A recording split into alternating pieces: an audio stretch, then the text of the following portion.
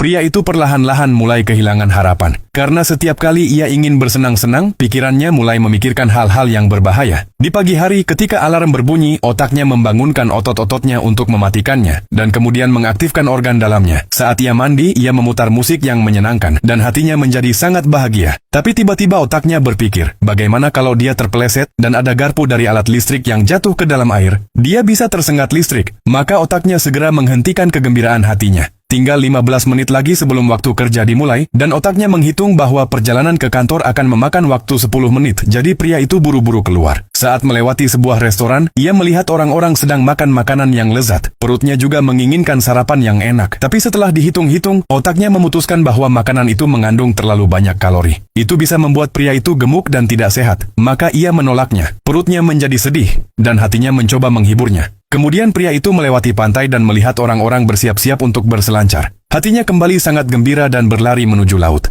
Tapi otaknya berpikir bahwa mungkin ada hiu yang akan memakannya, dan sekali lagi menghentikan hati. Lalu hatinya melihat seorang wanita yang menjual kacamata hitam.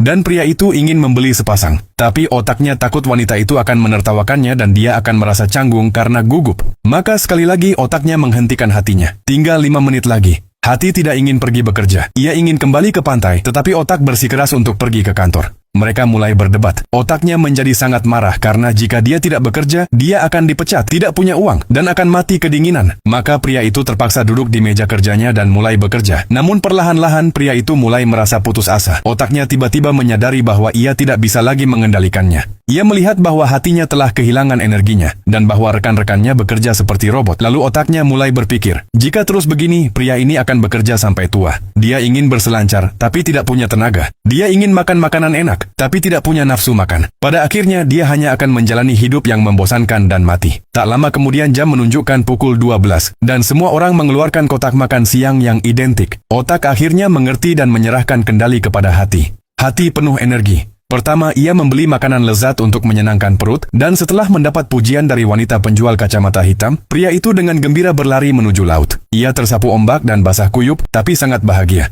Ketika waktu istirahat makan siang selesai, pria itu yang penuh pasir kembali ke mejanya. Ia masih mengerjakan pekerjaan yang membosankan, tapi hatinya penuh semangat. Ia mulai memainkan musik lewat keyboardnya, dan orang-orang di sekitarnya pun merasakan kebahagiaan. Mereka mulai tersenyum dan hidup kembali.